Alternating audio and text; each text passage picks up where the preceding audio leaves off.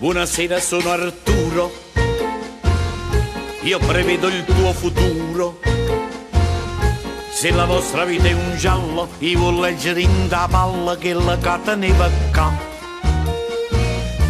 Ce l'avevo ben protetta, a tenevo in da giacchetta. In un momento di distrazione, stavo là in cazzone, non la ci trovate più. Allora, tengo ancora la faccia gialla, nell'albergo di Rapallo, ne m'hanno scippato la palla e non posso indovinare. Mo che sto senza palla, io mi sento meno amato, come se stesse malato, senza palla non si può stare. Era bello che la palla, pure se era un po' mosciata, io mi c'era affezionata, a tenevo sempre qua.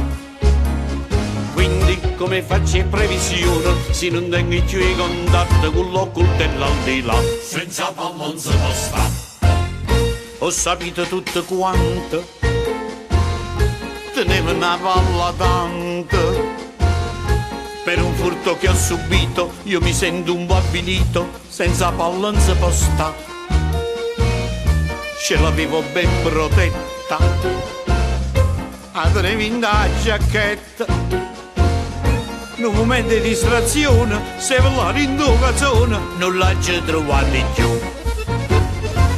E allora? Allora, tengo ancora la faccia gialla, come faccio senza palla, nemmeno si tenesse palla, io potessi indovinare.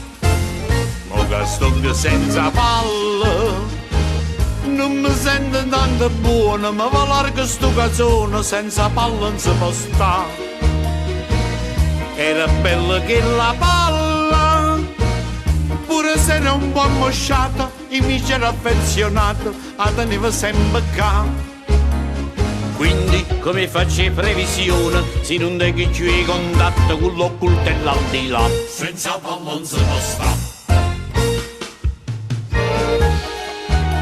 guardate, tengo ancora la faccia gialla, come faccio senza palla, nemmeno si tenesse palla, io potessi indovinare.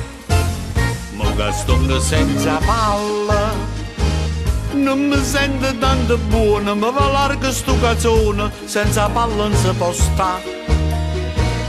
Era bella che la palla, pure se era un po' mosciata, io mi c'era affezionato, a tenevo sempre qua. Quindi come faccio previsione, se non tengo più i contatti con l'occultello al di là, senza palla non si può stare.